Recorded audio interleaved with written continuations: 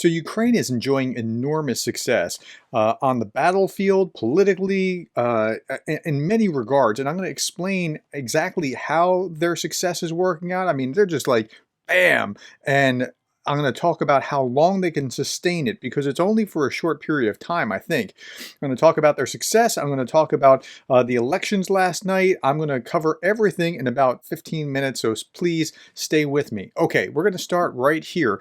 NATO Secretary Jens Stoltenberg said that the armed forces of Ukraine at Lid camp, army camp, that's in the UK, that he says, I'm impressed about what I've seen. I've seen the skills, the dedication, the commitment of the Ukrainian soldiers who are trained here, and that's encouraging to see how much they learn, how much they're able to achieve from only some weeks. Now, what's really interesting here is that when the UK first promised that they were going to do 10,000, they were going to train 10,000 soldiers a month, I thought, wow, they're in for the long haul. They're thinking about this over time. As time goes on, Ukraine's going to get better and better. It's going to keep building, and this is really, really important to their success on the battlefield.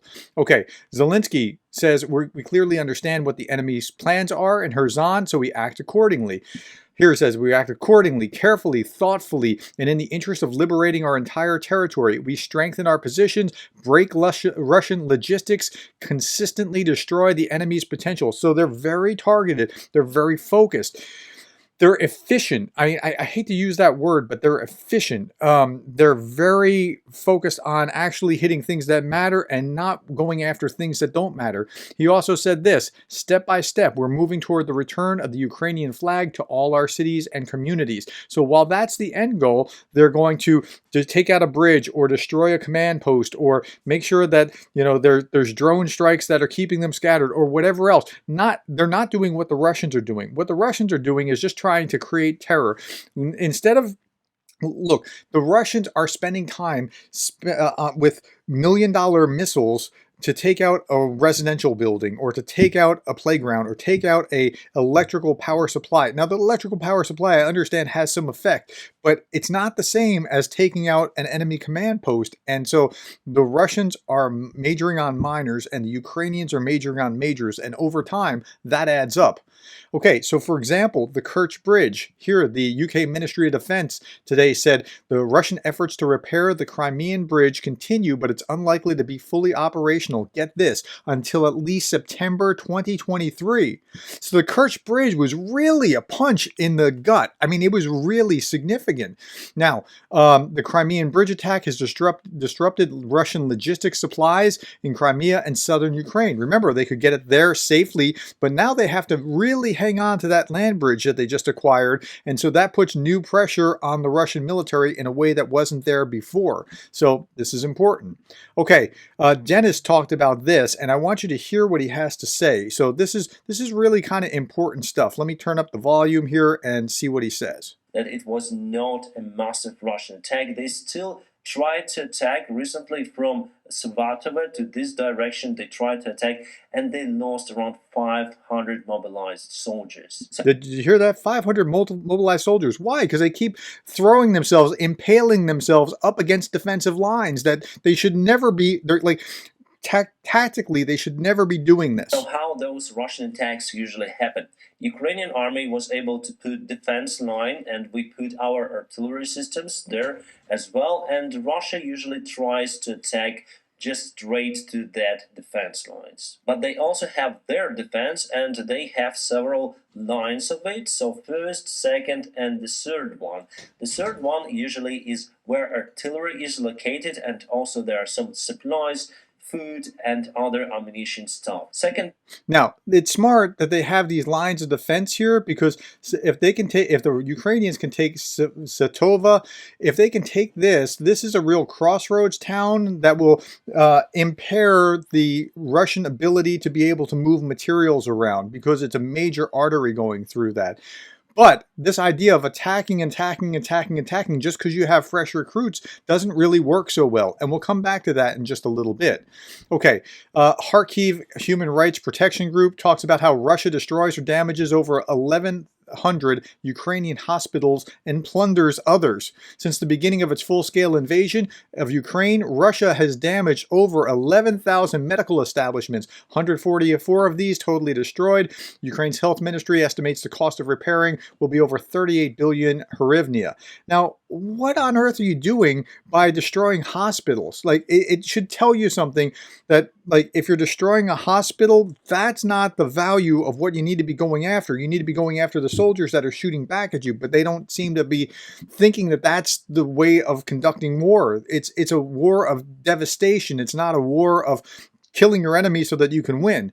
So here's another one. This one made me furious. Ukrainian kids from occupied Melitopol indoctrinated and enlisted in Russia's youth army. So these guys are being taught from as early an age possible turn against your country.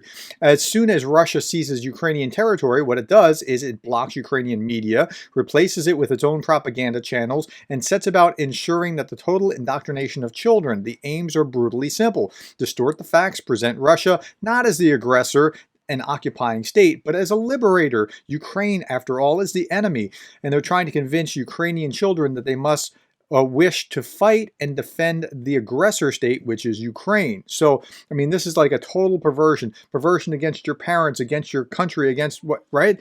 And so, but this is what they do. And, by their fruits, you'll know them. Okay. In the meantime, Ukraine, even though enduring all this, is actually winning. I mean, they're just keep punching and punching and punching. And I don't know how long they can sustain it. I know they can get through the next month or so. After that, winter's going to make it more difficult. And once they're across the Kherson, across the Dnipro River, it's going to slow down, I think, at least on the Kherson front. But in the meantime, here's the example, a simple live video feed from a drone. It's quite simple to use. We put the drone up, call in an artillery strike, and then we just adjust the position and drive on. So they're using drones to a tremendous effect in conjunction with artillery. And artillery, the king of battle, is having its effect. Serhiy Kalan, the deputy head of Kherson Oblast Council, said the Russian army had blown up all the bridges over a tributary river as they're withdrawing. That's actually smart on the Russian front. This is one of the few things that I've seen them do recently that was actually wise. They're panicking, said Kalan. The occupiers are preparing the withdrawal. They're disabling the bridges to deter our advance. And he goes on a little bit. Moscow is reported to have sent 80,000 newly mobilized personnel into combat, but only a handful are actually getting where they need to be. About 800 had arrived at this particular front. But listen to this description. Ukrainian officers described these recruits as untrained, clueless, and easy to kill. They're cannon fodder. One of them went to the toilet in the middle of the night using a flashlight. Like, this should be 101 kind of stuff. Like, don't do that. We can see your flashlight and do something about it. They try to shoot down our drones with automatic weapons. They don't understand that drones can drop bombs. They're idiots. So this is what's going on. They're not really thinking through things like they need to be thinking through things. I talked about this here. I think I said in this episode here, blue by Christmas. I'm going to stand by that. I think the north side of the Dnipro will be blue by Christmas. You can chastise me if I'm wrong later on. I'm not in the prediction business, but this is what I see. Everything that I see adds up to they'll be taking this by Christmas. Okay, Russian Defense Minister Shoigu orders to pull back troops from Kherson. So Sergei Shoigu found it expedient to organize defense along the left bank of the Dnipro, according to the TV report. It's advisable to organize defense along all barrier line of the Dnipro River across its left bank. I understand that this is not an easy decision. At the same time, we will thus save the lives of our military men and preserve the combat capability of our troops, Sergevin told Shoigu. In October, the Ukrainian army, now before I go on to that, okay, so they don't really care about the lives. I'm sure they do care about combat effectiveness, but they're happy to waste the lives of their soldiers in order to gain very little territory. But what was fascinating was what comes next, because they said this. In October, the Ukrainian army lost over 12,000 servicemen. Now that's unduly high. 12,000 times 8 months of war. Like, if you just did some easy cut math, there's no way that that's actually what's going on. Our losses are 7 to 8 times less than those of the enemy. Okay, Seven. And this is what Russian media. Now, so this is Pravda. Okay, this is Pravda.ru. So what they often do is just show how awesome they are by they lost this much and we only lost this much. And okay, so let's just do some fast math here. They lost 12,000 and we only lost 7 to 8 times that. Let's be conservative and say only 7 times that. So 12,000 divided by 7, that means in a month they're claiming 1,714. Okay, what does that mean? 1,714 divided by 30 days is then going to be 57 a day. Does that sound right to you that they only lost 57 servicemen a day when they're aggressively shooting each other? Like, this isn't just a standoff and nobody's doing anything, but 57 a day. Because 57 a day over time, that would mean a casualty rate of only 14,000 in the whole war. Like, and we're just, I mean, let's assume that that's killed and not casual and not, killed and wounded. 14,000? That's remarkably low, but again, they lie, so I'm not really worried about it. While Ukraine is suffering 12,000 a month. I just can't see it. Okay, here's RT with a similar kind of thing. Russia to pull troops out of Kherson, says the Ministry of Defense. Russia has decided to withdraw its troops from the right bank of the Dnipro River. If the Kyiv regime launches even more devastating attack on the dam, a flow of water could arise that would flood large areas and causing significant casualties, Servokin added.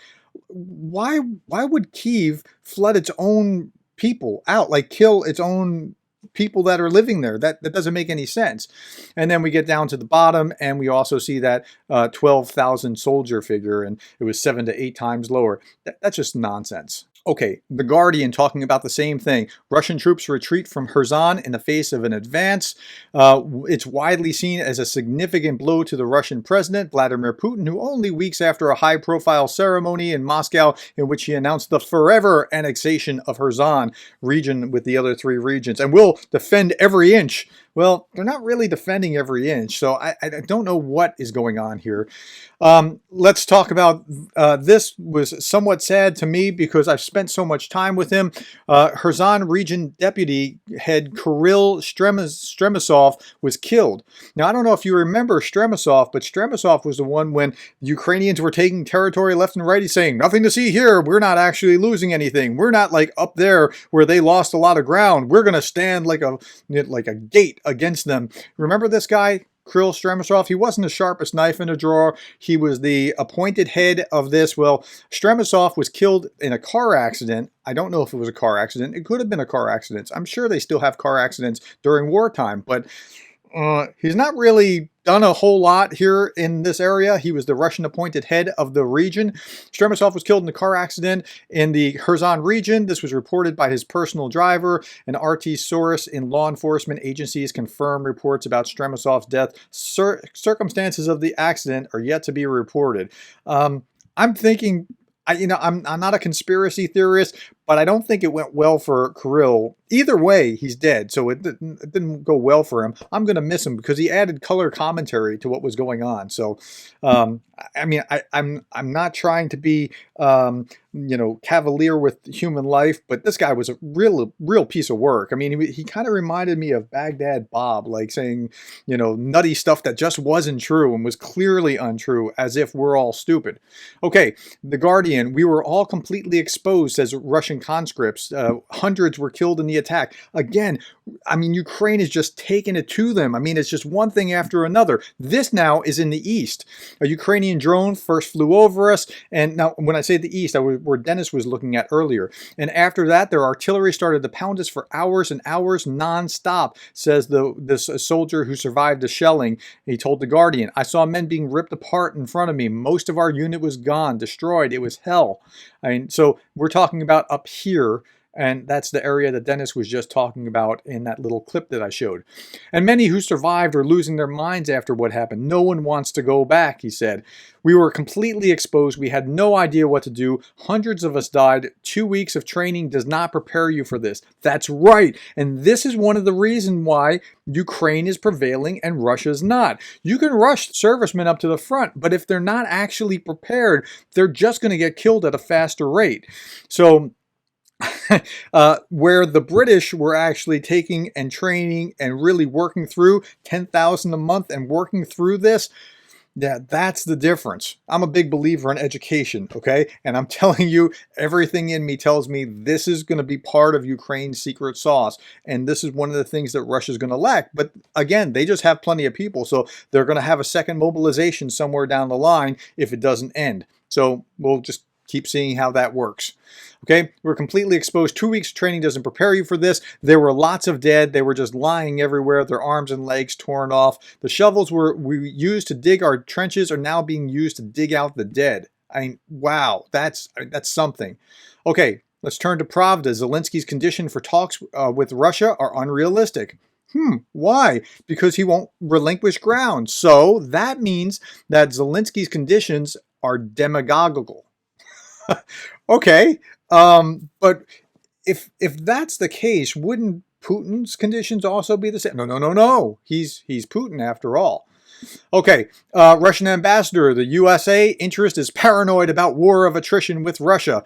This is Anatoly Antonov, the Russian ambassador to the United States, said that America had an economic interest in the conflict between Kyiv and Moscow. Well, we do in the sense that once it stops, we can start having normal kind of trade again. We can start doing things that we couldn't do before, have business that functions properly. So there is that, but he means more than that. He means more nefarious stuff.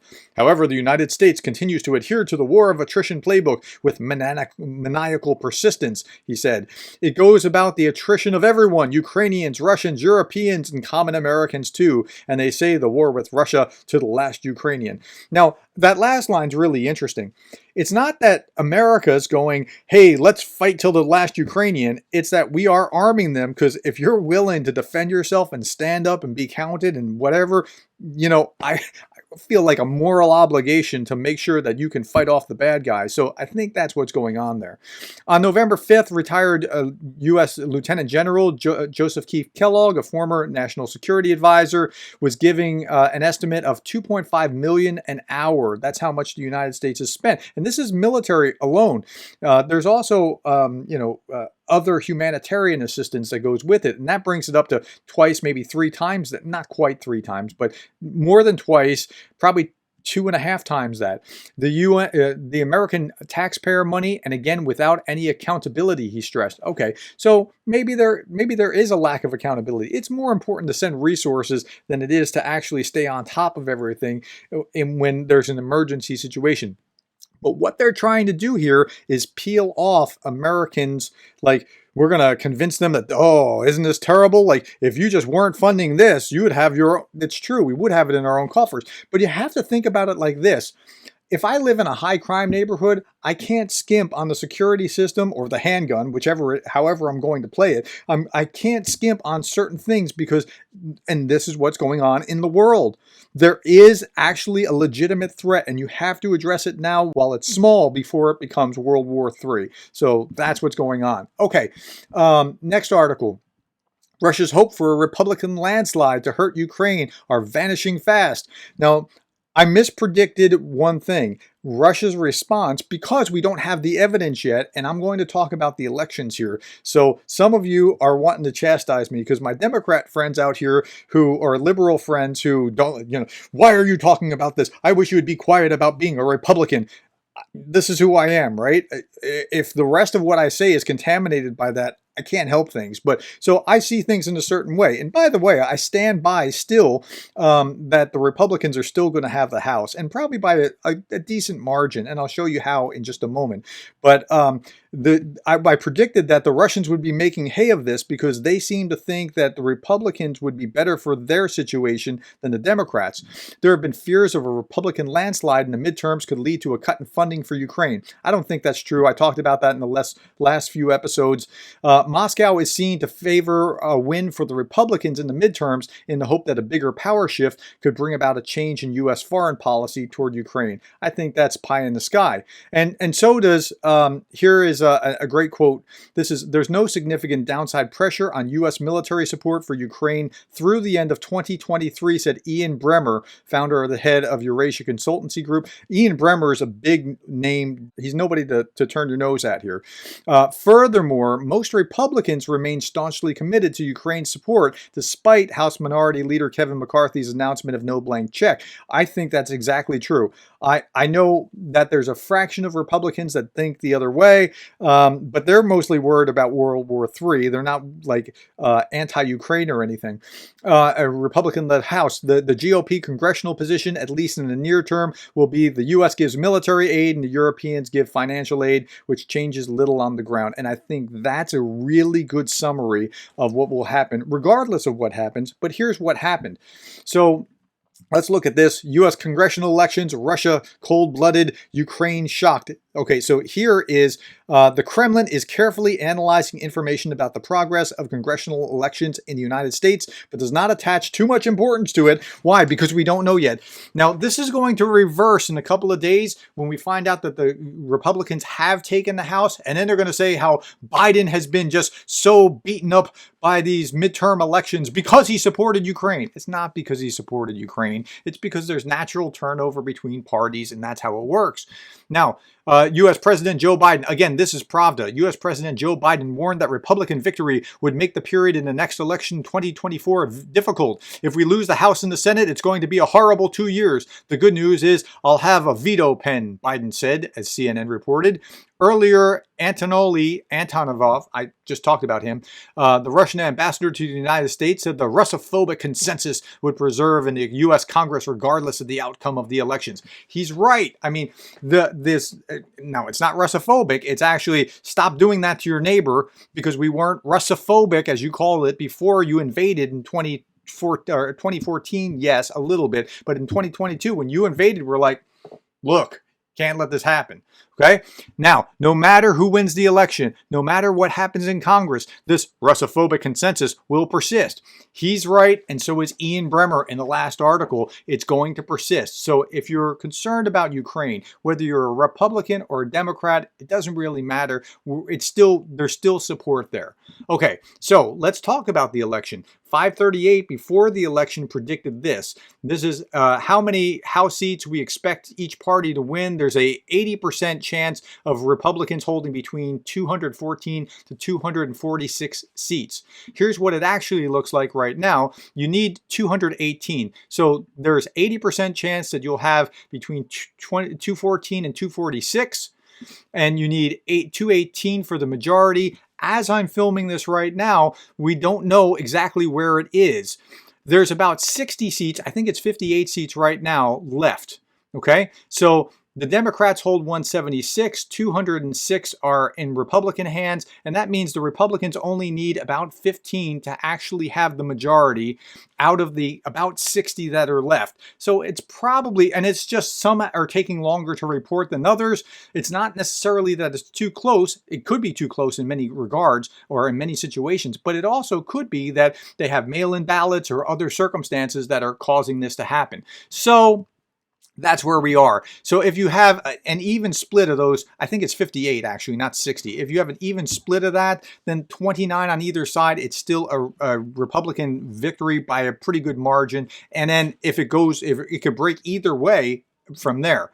Okay, and so that's where we are, 58 seats. And I talked about this the other day, and I've had some back and forth with some people that said, just stay away from politics and just talk about Ukraine. Okay, if you don't like that, you don't have to watch it. I mean, it's okay. And then some that were having an honest, legitimate dialogue with me about how things actually work. And I appreciate that. You can leave me comments about what you think, as did Cheryl Waitley, who at this point, after some back and forth, Cheryl, I thank you for being a supporter of Ukraine, because that's really why we're here together. We could debate finer points of U.S. politics, and that's okay. But Cheryl's comments, ha ha ha, no red wave, yay, Americans voted for democracy against extreme right-wing MAGA candidates. I think it's still going to be taking the House. I don't know about the Senate, because the Senate, they lost Pennsylvania because the governor was a real popular Democrat governor, and it pulled Oz a little bit he couldn't quite make his margins. And then in Georgia, it's a toss-up right now with Herschel Walker. So I don't know if the Republicans are going to take the Senate like we predicted, but having one of the two branches, the House, as opposed to both branches, House and Senate, doesn't really make much difference as long as you control one, because now you have to negotiate back and forth. At any rate, that's immaterial. The point of all this is this: Ukraine support is still going to be there. And that's what's important for us and our purposes. And thank you for those of you who are having a legitimate dialogue with me. Cheryl, you've been nothing but a class act. And so I just wanted to show this because this was awesome, an awesome comment. Okay, folks, thank you for your time. Thank you for being the kind of person that cares about Ukraine. Leave me comments, leave me feedback. I'm happy to try to answer anything I can. Talk to you tomorrow.